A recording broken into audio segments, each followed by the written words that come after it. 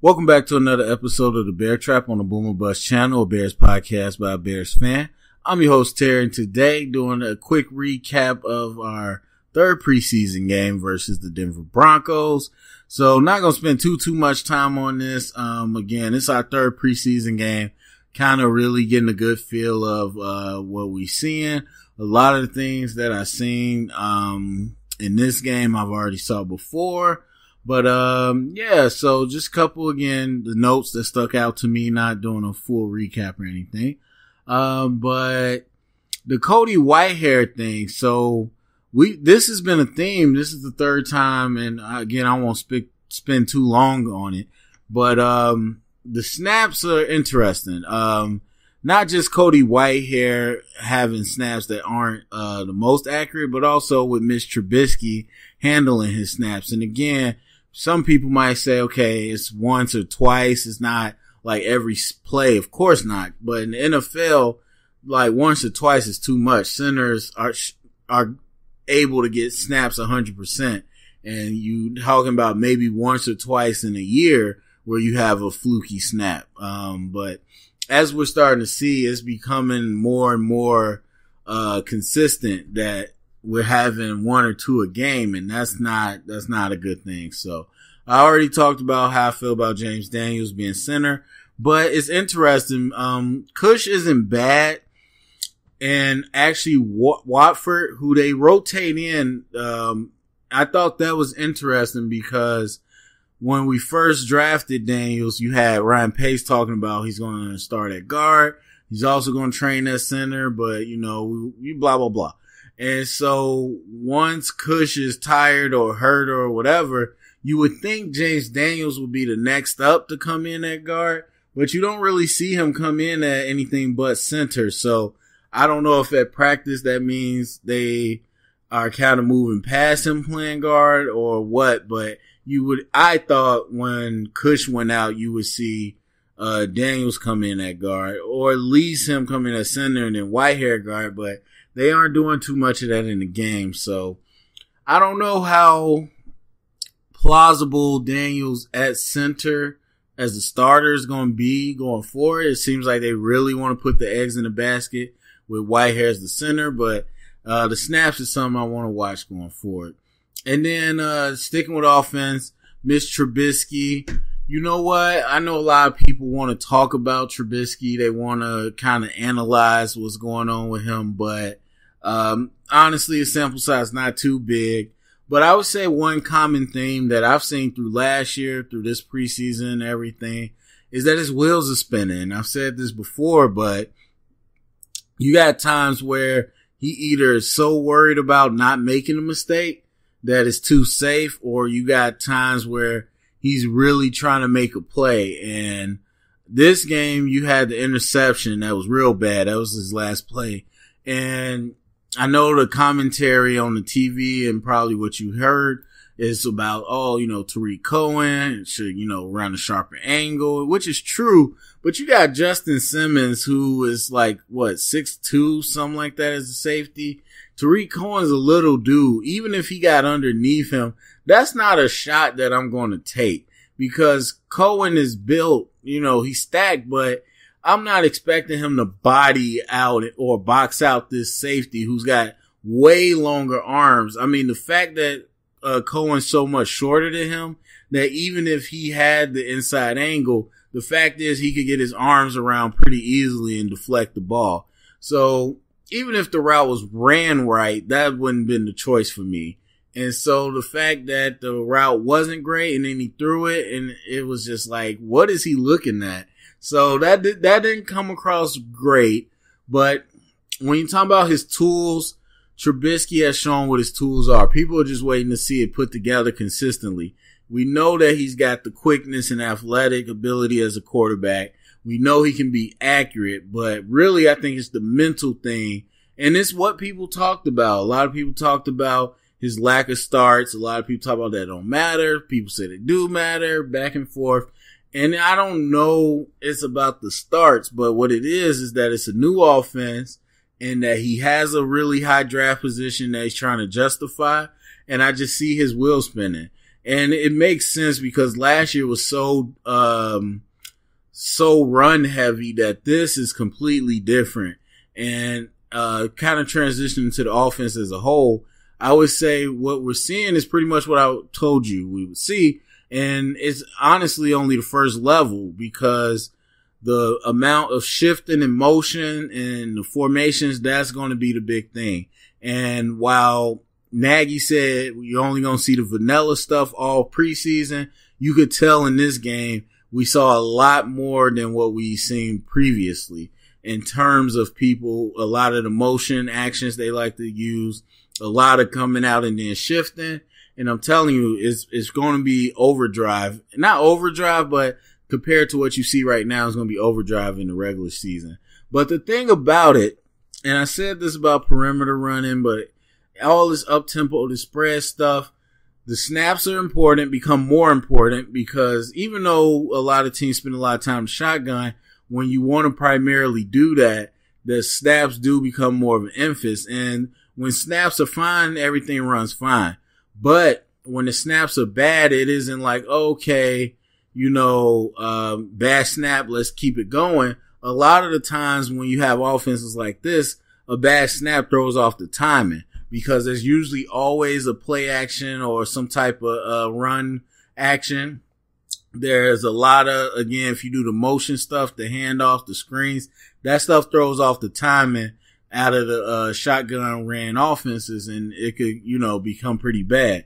So that becomes more emphasized. But also, when you got offenses like this that want to do a lot, you have to hit on the big plays.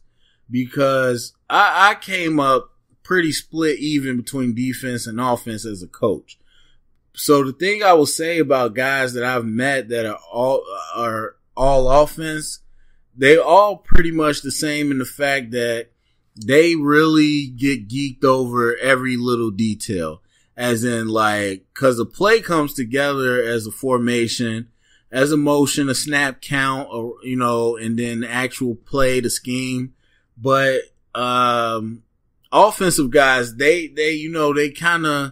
get excited about every little piece of that play as if any one of these things, the snap count or the motion, whatever, any one of these things can kind of be the thing that makes it work. And I can understand that, but, defensive guys are a little more straightforward. Well, offensive guys, though, they want to throw all this stuff on there. And so when you got a guy like Nagy that's big into this offense, you can tell that, there's more emphasis. Okay, let's get a motion in here. Let's get a shift in here. Let's do this. Let's switch the back whenever we can. Let's, whatever it is. They really tend to focus on those things when really it comes down to that execution because all that other stuff don't matter.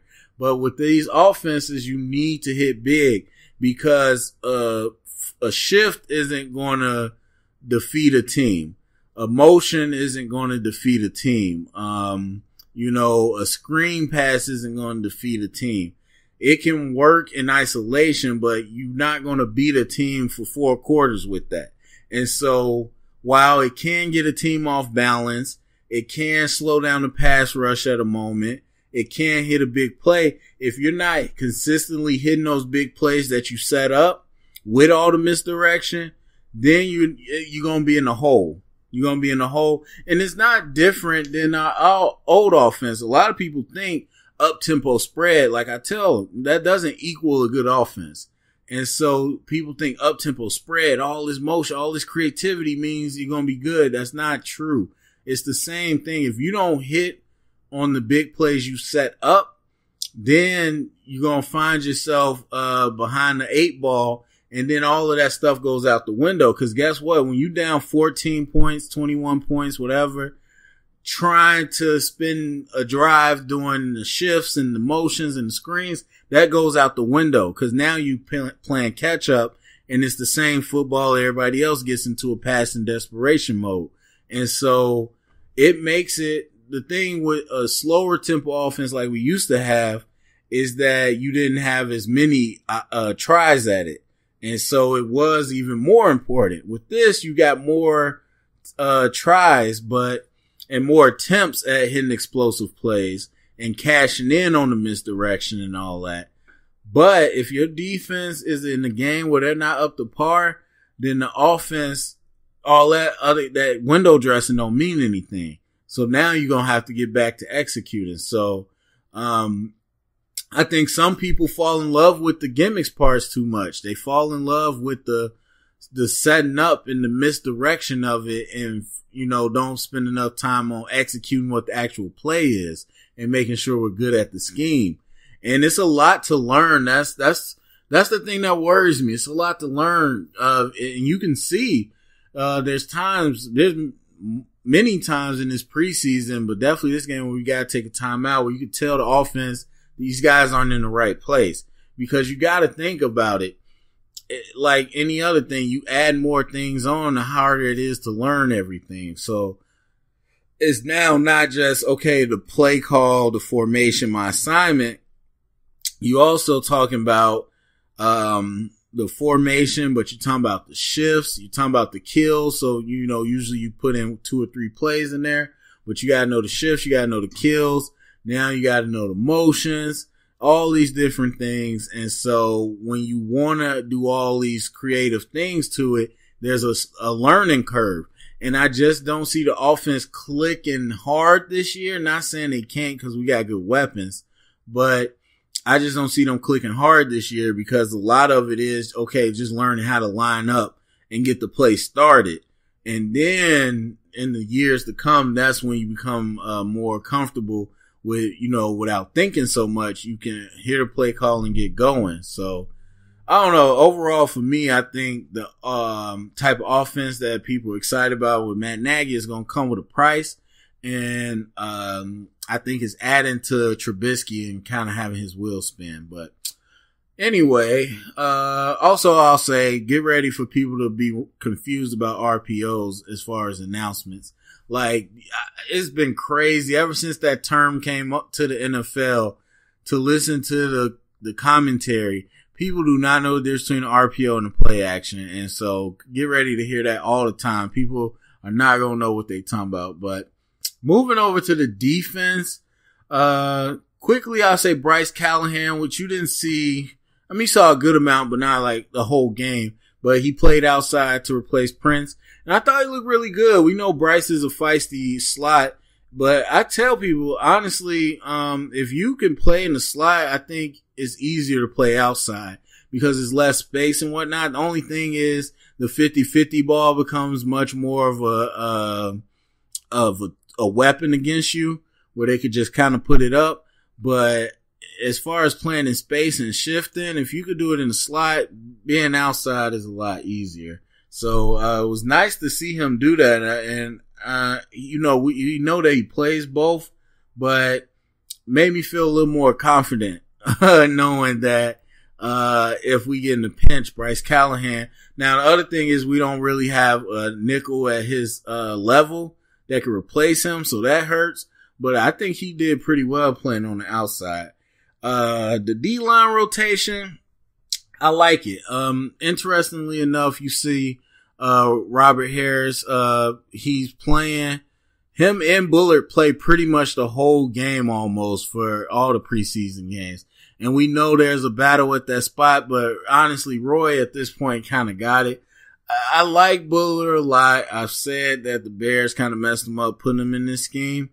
But at this point, I'm ready to almost call it like it's not that he's bad. He just doesn't do much. I mean, yes, he has that get off, but he doesn't use it all the time. You can just tell he's not interested. He does not have that fire that he had in Florida when he was playing on the edge. And I really think they did disservice. He's a disruptive 3 technique, and they got him in this 3-4, bulking him up, and I just don't see it. And then Roy with his arms is just ridiculous. That leverage he gets and the strength he plays with. You see he was able to get a sack just by having long arms. I think he's clearly going to be the guy. I wish they stopped playing him so long, but they played him throughout the whole game. But outside of that, of course, Akeem Hicks. But then you talk about Bilal Nichols. You talk about Jenkins. I think we got, and Eddie Goldman, of course. I think we got a pretty stout D-line rotation where we're going to see guys coming in and out, and no matter who's in, I think we got good bodies that understand how to fit the run. But the same question has always been, we don't really have any pass rushers. And so that's always going to be the question. But I think as far as like run stopping group, I like the D-line rotation and the guys we got in there. Going to the linebackers, Iggy, we got to see him for the first time really go full extended time. It's kind of what I expected. I mean, he wasn't naturally in that inside position in college. And even the guys that are, they aren't taught the same way. It's a lot of reacting and chasing the ball. And so they get to the league, they don't attack as hard, and then they don't, they're not able to get off blocks as well. And that's what I saw tonight. I mean, definitely more range between a Timu Anderson and a Kwiatkowski. So a little bit more range than them. Nowhere near Trevathan or Roquan, but a little more range than them. So you got that athleticism. But yeah, he was getting tossed by some guys as far as blocking goes. But I think he's got a decent motor and he's got a decent chance. But yeah, I don't know. He's gonna have to up his strength. Watching him again. With Roquan and Trevathan and Kwiatkowski, I feel good as long as no one's hurt. But after that group, I'm not real comfortable with where our linebackers at. So that's just kind of what that is. But yeah, those are the big notes that that jumped out to me. Go to the comment section. Definitely let me know what you saw in the game that stuck out to you. Share it around, get the convo started. Thumbs up, subscribe, and remember, stay up and bear down.